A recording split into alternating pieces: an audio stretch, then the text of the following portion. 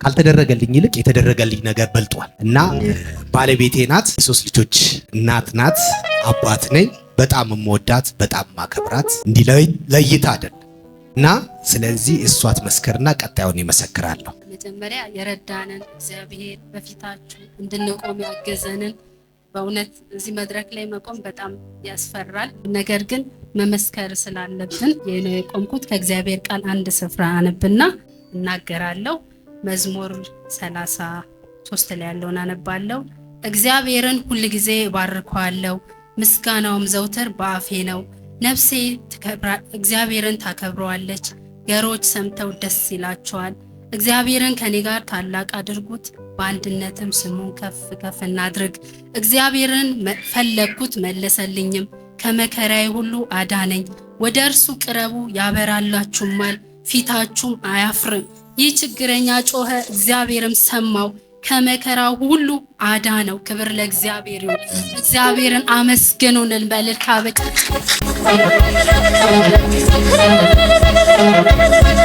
ክብር ለእግዚአብሔር ይሁን። ለማታውቁኝ ስሜ ራሄል እባላለሁ። እግዚአብሔርን በመጀመሪያ አመሰግናለሁ። ቀጥዬ ነብይን በጣም እንወድሃለን፣ በጣም እናመሰግናለን። አንተ አገልግሎት ብዙ ተጠቅመናል፣ ብዙ ነገር ሆኖልናል።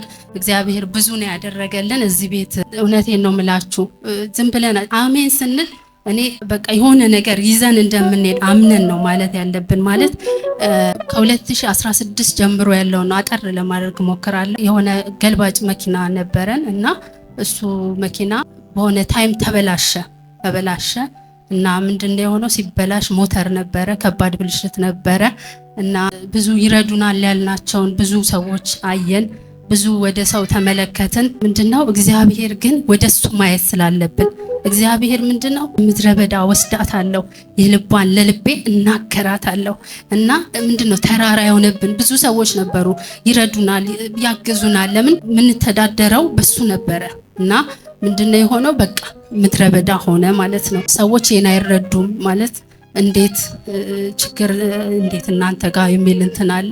የቅርብ ሰዎቻችን ግን በጥቂቱ ያውቃሉ እና በጣም ብዙ ችግር ውስጥ ገባ። እግዚአብሔር ግን በነብይ በኩል እዚህ በጣም ይናገረው ነበር፣ ለባለቤቴ ብዙ ጊዜ ይናገረው ነበር እና እግዚአብሔር በመሃል ምንድነው ስም አላዞርንም ነበረ። ሴትዮዋ ክስ ጀመረች ማለት ነው።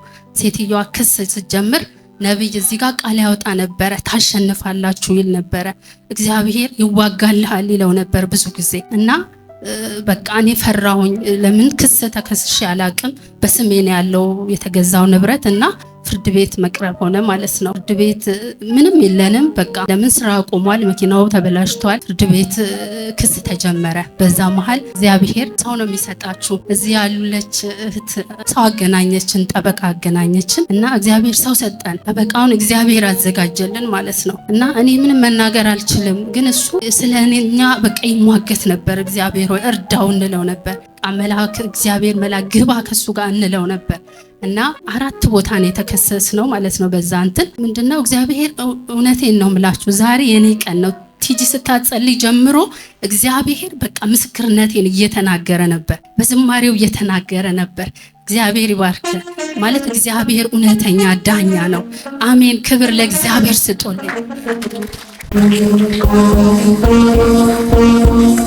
ጥርስ ሞክር 4 ቦታ ነው ፍርዱ ማለት ክስ የተከሰስኩት። ኢንቨስትመንት ቢሮ ተከሰሰ፣ እዚህ ከተማ ፍርድ ቤት እስከ ሰበር ድረስ ማለት ነው። እግዚአብሔር ምንድነው በቃ የሆነ ታይም ላይ እዚህ ለ50 ሰዎች ሲጸልይ ገብቼ ነበር። ነብይ ምንድነው ያለኝ? ስለማውቀው አይደለም ጉዳዩን አለኝ። እግዚአብሔር ግን በቃ ይፈርድልሻል፣ እግዚአብሔር ይፈርድልሻል አለኝ። አሜን አልኩኝ እና በቃ አሜን ብዬ ተቀበልኩኝ። የዛን ታይም ደግሞ የዛን ጊዜ ሮብ ቀን ነው አይ ቲንክ ባልሳሳት፣ ስልኮቻችሁን አውጡ ይል ነበር ነብይ እና እውነቴን ነው ምላችሁ፣ አውጡ ካለ አውጡ። በቃ እኔ ስላየሁት ነው አውጡ ሲል እዛች ጋር ቁጭ ብዬ ነው፣ ስልክ አልያዝኩም በሰዓቱ ማለት ነው። እጄን ግን እንዲያረኩት በኢየሱስ ስም ብዬ ማለት ነው። ስልክ አጋጣሚ አልያዝኩም እና በቃ ትሰማላችሁ፣ የምስራች ነው የምትሰሙት ሲል አሜን እያልኩኝ በጣም በእግዚአብሔር መንፈስ ተሞልቼ አሜን እያልኩ ነበር እና ምንድነው የሆነው? የውሳኔው ማለት ነው። ውሳኔው ምን ሆነ? ጠበቃው ደወለልኝ ጠዋት። ምን ነው ራሄል አልደወልሽም አለኝ። አይ አልደውልም፣ በቃ አንተ ትደውላለህ፣ ለምን ትሰማላችሁ ነው የተባልኩት ብዬ እኔ ደውሎ ይነግረኛል እንጂ እኔ ደውዬ ሳይሆን እሱ ደውሎ አልደወልሽም ዛሬ እኮ ውሳኔ ነው አለኝ። እዛ አይኖ አውቃለሁ ግን በቃ እግዚአብሔር የምስራች ነው ትሰሚያለሽ ያለኝ አልኩኝ። ምን ተባለ? እሷ ከሳኝ ወዲህ ለኛ ኪሳራ እስከ ዛሬ ስም ባለማዞርሽ የከሰሩትን ኪሳራ ክፍያቸው ነው የተባለው። ክብር ለእግዚአብሔር ይሁን። እግዚአብሔር የኔ ዳኛ ሄደች። እንደገና ወደ ሰበር ነው ሄደችው።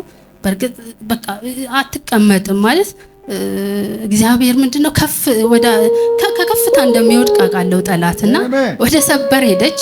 ትሄዳልኩኝ እግዚአብሔር አንዴ ተናግሯል። በቃ እግዚአብሔር ተናገረ አንድ ጊዜ ነው ሰማው። ስለዚህ ሄደች ሰበርም ሄዳ እንትን አለች። ጠላት ሊያስደነግጣው ይሞክራል። ለሷ ተፈረደ። ለምን አልከፈልሻትም? በፍጥነት ክፈያት ተባልኩኝ ማለት ነው። ከዛ እሺ ብዬ እንትን አልኩኝ።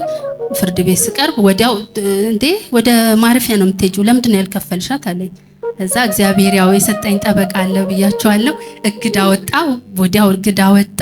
ከዛ ደግሞ እኛ ከሰስን ሰበር ስንሄድ እንዴት እንዲሆነ እንዴት ትታሰራለች? እሷ ምን አጠፋች? ያላዞርሽው አንቺ ተብሎ እንደገና ደግሞ ማለት ነው ለኛ እሱ ጋር ልናገር እግዚአብሔር ምንኛ እንደሚጠነቀቅልን እውነቴን ነው። እዚህ ጋር ሲያገለግል እዚህ ጋር እንትን ሲል እግዚአብሔር የማንም ባለዕዳ እንዳይደለ የማንም ሰው ማለት ነው። እግዚአብሔር በቃ ምንድነው በቤታችን ጠንካራ ሊያረገን እኔ አጠነከረን። እኛ ምንም እኔ ከልጅነቴ ገንዘብ አጥቻ አላቅም፣ ግን እግዚአብሔር በምድረ በዳ ምን ያህል እንደምንፈልገው ጸሎት የባስ ጨመረን። እኛ የሚገርማችሁ በቃ እንዲህ ሲሆን የባሰ መጸለይ፣ እንዲህ ሲሆን የባሰ መያያዝ፣ በቃ ምንም የለም። ግን እግዚአብሔር በቃ ከኛ ጋር ነበር፣ በሁሉ ያሳልፈን ነበረ እና ምን ሆነ? ጠበቃው በመሃል ታመመ እና በጣም መልካም ሰው ነው። በጣም መልካም እግዚአብሔር የሰጠኝ ሰው ነው። ግን እግዚአብሔር ያው የራሱን ሰው መውሰድ ይችላል እና ምንድነው የሆነው? የኔ ጉዳይ ሰበር ደርሶ ማለት ነው ጠበቃው ታመመ። እያቃሰተ የመጨረሻውን እንትን እያቃሰተ ምን ሆነህ ነው አልኩት። አይ አሞኛል አለኝ። ራሄል አሞኛል አለ። እያቃሰተ የመጨረሻውን የሰበሩን ክርክር ተከራከረልኝ። ከዛ የውሳኔው ሰዓት ስደውልለት አያነሳም። ስደውልለት ለካስ ስሰማ ወደ ጌታ ሄዷል አሉኝ ማለት ነው። እና ምንድነው የተረዳሁት? እግዚአብሔር ምንኛ እንደሚጠነቀቅልኝ ማለት ነው።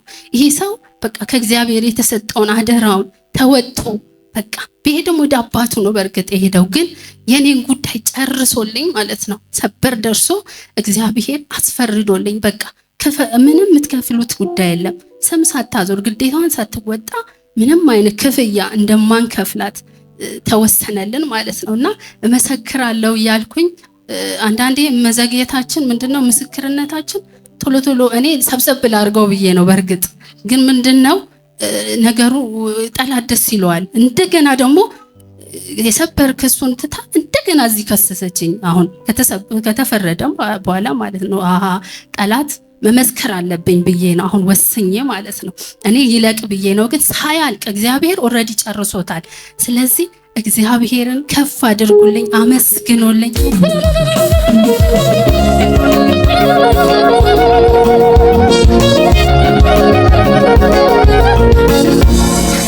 ሃሌሉያ። ስለዚህ ወገኖቼ እግዚአብሔር ስለሚወድ እውነቴን ነው የምላችሁ፣ ጸልዩለት፣ የእውነት ጸልዩለት። በጸሎታችሁ ሁሌ ልናስበው ይገባል። ለምን በጣም ነው ለኛ ሲጸልይ ዝም ይደክሟል፣ ብዙ ነገር አለ። ግን ሳይደክም እግዚአብሔር መንፈስ በኃይል እየሰራ እኔ ምስክር ነኝ። እኔና ባለቤቴ ምስክሮች ነን። የሆነ ነገር ይሆናል ሲል ይሆናል በቃ እኔ አምኜ ነው። እሱ እንደውም በብዛት ይለኛል እመኝ በቃ። አንዳንዴ ያው መጠራጠሮች ሲመጡብኝ አይደለም ጌታ ያኔ ብሎሻል እኮ ይለኛልና እግዚአብሔር ድንቅ አድርጎልናል። ሌላም የሆነልን አለ። ነብይ ባወጣው ቃል የሆነልን ባለቤቴ እድል። ክብር ለጌታ ይሁን። እኔ ምንድነው እውነት ወደ መልሕቅ ዓለም አቀፍ ቤተክርስቲያን ከመጣው ህይወቴ በሙሉ የተሰራው በዚህ ቤተክርስቲያን፣ ትልቁ ህይወቴ የተሰራው በዚህ ቤተክርስቲያን። እውነት አባት ነው የሰጠኝ፣ የልጅ አዋቂ፣ በጣም ሪሌሽናችን ደግሞ በጣም የቀረበ ግንኙነታችን። በብዙ ነገር ይመክረኛል፣ በብዙ ነገር ያው ምን ልበላችሁ በቃ ወላጅ የማይሰጠው ምክር ይሰጠኛል። የወለዱት ወላጆቼ እንኳን የማይሰጡኝ ምክር ነው የሚመክረኝ። እና እኔ ያ መኪና ስለዛ መኪና ታሪክ ያውቃል፣ እሱ በጣም ያውቃል። ግን ያ ሁሉ አልፎ ምንም በሌለበት ነገር 2017 ታችኛው ቸርች እያለን ሁለተኛ ፎቅ ላይ እያለን ይህንን ፖስተር እዚህ ጋር እንለጥፍ ነበር እኔና እሱና ፖስተር የሚለጥፉ ሰዎች ነበሩ፣ አብረውን ይለጥፉ ነበር። ምን አለኝ፣ ይሄ ፖስተር ስንለጥፍ ያንተ ነገር በዚህ ይመጣል አለኝ። አሜን ብዬ ተንበረከኩኝ። ያንተ ነገር በዚህ ይመጣል አለ። ምንድነው የሚለው? መጽሐፈ ኢያሱ እንዲህ ይላል፣ እግዚአብሔርን ለእርሱ ለቤቱ ለተናገሩት ሁሉ መልካም ነገር ሁሉ ተፈጸመላቸው፣ አንዳችም ነገር አልቀረበም ይላል። ያንን ጥቅስ አምኜ ተቀበልኩኝ። ከዛ በኋላ የሚገርማችሁ ነገር በማልጠብቀው ነገር እግዚአብሔር ቪትስ መኪና ሰጠኝ። ክብር ለኢየሱስ ይሁን። አሜን። ከዛ ያቺን መኪና ይዤ ያው መስራት ጀመርኩ። ራይድ እየሰራው እያለ መኪናዋን ደግሞ ለመሸጥ ፈለኩኝ እና ለመሸጥ ስፈልግ አጠር አድርጌ ነው የምነግራችሁ። በጣም የኔ ምስክርነት አያልቅም፣ ረጅም ነው፣ እውነቴን ነው የምላችሁ። እና እየሰራው እያለ በቃ ጌታ ሆይ ደግሞ የተሻለ ነገር አንጣ ብዬ መጸለይ ጀመርኩ። እና በዚህ ውስጥም ይሄ ክስ አለ። የክሱ ነገርም በጣም ያስጨንቀናል። እኔ ግን እኔ ለጥ ብዬ ነው የምተኛው። ጸልያለሁ፣ ለጥ ብዬ ተኛል። አምኛለሁ። እሷ ግን ያው ትንሽ ሴቶች አለ አይደለ የፍርሃት ነገር አለ። እኔ ምንም ነገር እውነት ቀጠሮ እንደውም ራሱ ቀጠሮ አለ ሲባል እንዴ በቃ እግዚአብሔር ይዋጋል፣ ስለኛ እግዚአብሔር ይዋጋል ነው። ለምን አንዴ ቃል ወጥቷል፣ አምኛለሁ። ቃል ወጥቷል። ጥፋቱ በእኛ ሳይሆን በሴትየዋ በኬዝ ነው ራሱ አላዞርም ያለችልን እንጂ በእኛ ችግር አይደለም። በወቅቱ ለምኛታለሁ፣ ብዙ ነገር አድርጌያለሁ። ግን የቤተሰብ ችግር እሷ ወደኛ አዞረችው። ባጭሩ ስናገር ከዛ በኋላ እንደዚህ እያለ ያንን መኪና ሌላ ነገር ውስጥ እንትን አይደለም መግባት አልፈለግም። እቺ መኪና ከገዛው በኋላ እቺ መኪና ስገዛ ደግሞ እንደው ሰው ነው ላከልኝ። በቃ እቺ መኪና ትሆናለች ምናምን አለዛ ሰው ላከልኝ። እኔም በፎቶ ብቻ አየዋትና ገዛው። በቃ ከዛ በኋላ ብሩን ትራንስፈር ነው ያደረግንለት። መጣን፣ አየናት መኪኗ ብቻ አንዳንድ ነገር የሆነ ነገር እንትን ነበረ። ከዛ በኋላ እሷ መኪና ራሱ በቃ ውል ለማፍረስ በቃ ብዙ ነገር እንትን አለ። የእግዚአብሔር ሐሳብ አይደለም ነው የሚለውን ነገር በጣም እንትን አልኩኝ ማለት ነው። ከዛ እንደውም ልጁን በቃ ውል ለማፍረስ እንትን ሲል አፍርስ በቃ አልኩት። ማፍረስ ትችላለህ፣ በቃ አፍርስ፣ የሰጠውክን ቀብድ መልስና ማፍረስ ትችላለህ ምናምን ብዬ በብዙ ነገር እንትን አለ። ግን በዛ መሃል ውስጥም እግዚአብሔር መኪናዋን እንትን ስንል የጠራው ገቢ ከፍተኛ እንትን ነበር የጠራው። ግን በአንዳንድ ነገር እየተደረገ መኪናው ወረደች። በጣም የሚገርም ነገር ወረደች ማለት ነው። ከዛ እኔም ሰዓት መኪናዋ ያው አንዳንድ ነገር እንትን ብትል ከዛ በኋላ ስራ ጀመርኩኝ። ተቀብዬው ስም አዞርኩኝና ስራ ጀመርኩ። ከዛ በኋላ የሚገርማችሁ ነገር አንድ ጊዜ በቃ ነብይ ያልኩት እቺ መኪና እንድትሸጥ ፈልጋለሁ አልኩት። በቃ ወደ ተሻለ ነገር ወደ ሌላ ነገር መሄድ ፈልጋለሁ ስለው ብቻ አንተ አልኩት ከዚህ አገልግሎት ሮብ ቀን ነው ትዝ ይለኛል። አገልግሎት ሲወርድ እዚሽ መኪና ውስጥ ቁጭ በልና ውረድ ብቻ አልኩት። እዚሽ መኪና ላይ ቁጭ በልና ውረድ አልኩት። እንድትሸጥ ፈልጋለሁ። መኪናዋ የሚገርማችሁ ነገር ልሸጣት ሲሄድ ያላሟላችሁ ነገር የለም፣ ሁሉ ነገር አሟልታለች ይሉኛል። አላየዋትም ስገዛ፣ በእምነት ነው የገዛኋት። ሻንሲ ያላት የምታውቁ ሰዎች ሻንሲ ያላት፣ ጠርዝ አላት፣ የሆነ ነገር አላት። መኪናዋ ትንሽ እንትን ያለች ናትና ሲሄድ ልሸጥ ስል ያዋትና አይ ይሄ ነገር እንደዚህ ነው ሲሄድ ያዋትና ይሄ ነገር እንደዚህ ነው ይላል። በቃ እኔ ግን ምንም ልቤ አልወረደም። በቃ በደንብ አትርፌ እንደምሸጥ ጌታ ተናግሮኛል አቃል። ከዛ በኋላ ማታ ላይ አገልግሎት ሲል ነብይ እቺ መኪና በቃ ከጄ ማውጣት አለብኝ፣ አይምሮዬም አላርፍ አለ። ስለዚህ ቁጭ በልና ብቻ ውረድልኝ አልኩት። ገባና መኪናው ውስጥ ከፈተና በኢየሱስ ስም እቺ መኪና በጥፍ ሁኔታ ትሸጥ ብሎ ቁጭ አለና ወረደ። ከዛ በኋላ የሚገርማችሁ ነገር 2 ወር አልፈጀም። አንድ ሰውዬ በቃ አላስተኛ አላስቆም አለኝ። አከራየኝ አለኝ። እሺ በቃ አልኩኝና የ6 ወር ክራይ ሰጠሁት። ከዛ በኋላ የ6 ወር እንደከፈለ የ3 ወር ከፈለኝና የ3 ወሩን ደግሞ አይቼ ከፍላለሁ ምናምን አለኝ። እሺ ብዬ በዛ ዝም ብዬ እኔ ቀጥታ አገልግሎቴን ነው እያገለገልኩ ያለሁት። ከዛ በኋላ ልክ የሰውዬ አያትና አይ እቺ መኪናማ ለሌላ ሰው ከምሸጥ ራሴ ልውሰዳታል፣ ራሴ መውሰድ አለ። ለጌታ ክብር።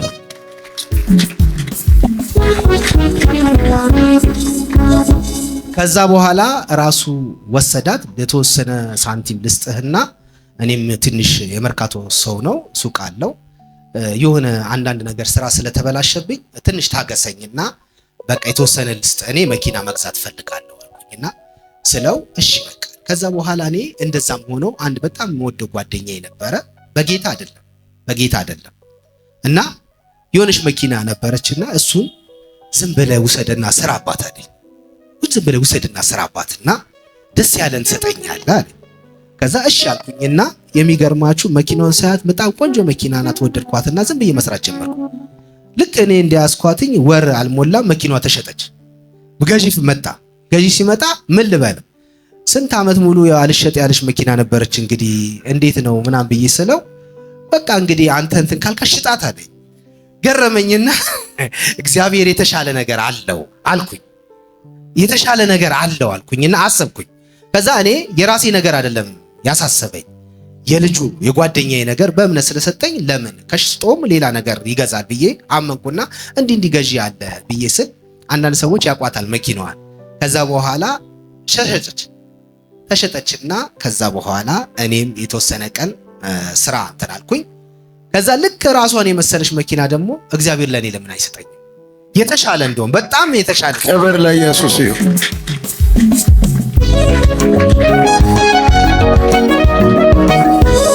እና እግዚአብሔር አሁን የሥራ በሮችን ከፍቶልኝ እግዚአብሔር ከብዙ ነገር እንትን ብሎልኝ ለኔ ያደረገው ነገር በጣም እንዲህ ብያ።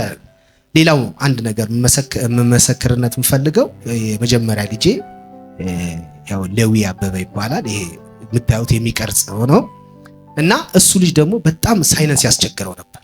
በጣም ያፍነዋል። በቃ ይሄ ቆዳው ሁሉ ይጠቁራል። በቃ ማታ መተኛት አይችልም። በቃ አፍንጫውን እንዲህ ያከከ ነበር እንትን የሚለው። ከዛ በኋላ እዚህ ቢሮ ላይ በቃ ነብይ እስቲ ሄድ ጸልይለት እንዲህ ነው ብዬ በጣም በቃ እንትን አልኩት። ከዛ ቢሮ ገባና ጸልየለት እግዚአብሔር ክብሩን ይሰድ። ይሁን ሰላም ሆኖ ሳይነንስ የለ ምን የለ ልጁ ደህና ሆነ። ለኢየሱስ ክብር። ከሰዓት አንጻር ነው። ሌላ ጊዜ እኔ ረጅም ምስክርነት ይኖረኛል። ከዚህ ከድሉ በኋላ ደግሞ አሜን ረጅምነት ምስክርነት ይኖረኛል። አጠር አድርጌ ይላው ለሰዓቱ ስላለ ነው። ጌታ ኢየሱስ ዘመናችሁን ይባርክ፣ ዘመኑን ይባርክ። እሱ እሺ የምትናገረው ነገር ካለ ድል ደስዋል። አሁን ማይክ ይዘሽ ተናገሪ። እሺ አመሰግናለሁ። በዚህ እኛ ጎን ለቆማችሁ ለጸለያችሁልን የዚህ ቤተክርስቲያን ሽማግሌዎች፣ አባላት፣ ነብይ ቲጂ በጣም ነው የምናመሰግነው። የባለቤቴ የሚሾ ባለቤት አንትዬ በጣም ይጸልይልናል፣ በጣም ይማልዱልናል እና ጌታ ኢየሱስ ዘመናቸውን ይባርክ፣ እግዚአብሔር ይባርካቸው። ሌላው የባለቤቴ ቤተሰቦች ለምን እቺን አጋጣሚ አግኝቼ ያው ማመስገን ስላለብኝ ነው። በጣም በአሜሪካ ሀገር ነው ያሉት። ግን የሚገርማችሁ ይሄው እኔ እዚህ ሀገር ከመጣው 13 ዓመት ሆኖናል። እዚህ ከመጣን ግን እግዚአብሔር ይባርካቸው፣ ቤታቸውን ለኛ ሰጥተው።